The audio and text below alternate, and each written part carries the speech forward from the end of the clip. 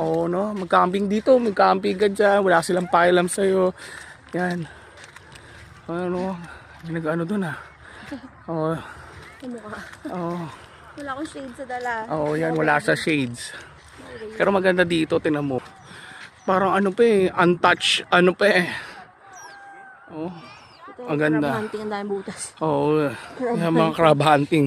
Kaya unexpected yung crab hunting yung gagawin namin ngayon. Gagi, mga ibang ano yan. Ba't kaya may mga butas dito? Di ba alam ko butas na ano to eh. Crab nga, ito. Sa mga puno yan, di ba dapat?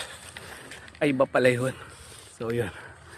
Unexpected vlog to ngayon ah. So, yun, ang ganda. Wow! So, yun, magbibideo kami dito. Ayun o. So, nakita nyo, ganda pa rin. Dito maganda maligo. Dito maganda maligo. Oh, grabe. Oh, mababaw tsaka chill lang talaga. Oo, sa bagay. Yan o. Oh, ganda o. Ito na, piliin mo ang Pilipinas, di ba? Ito yung side na baka yung iba lang ang hindi yan, ganda. Yung kanina dun sa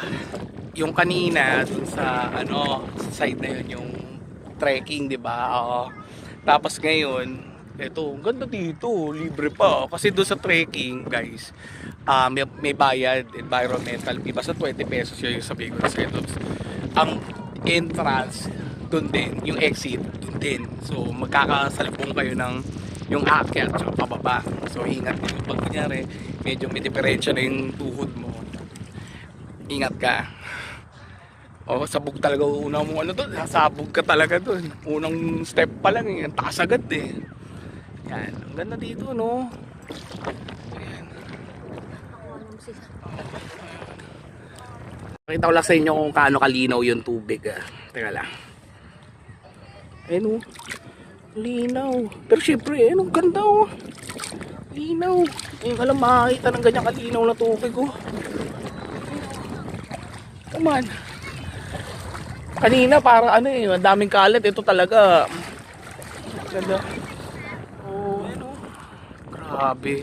May pinagdadaanan ka ngayon pag gusto mo ga-unwind dito.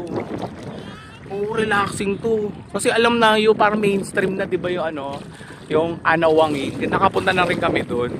Mga 9 years ago yata. Pero parang hindi pa siya gano'n ka-develop ngayon. Develop na talaga yun na tayo. Maganda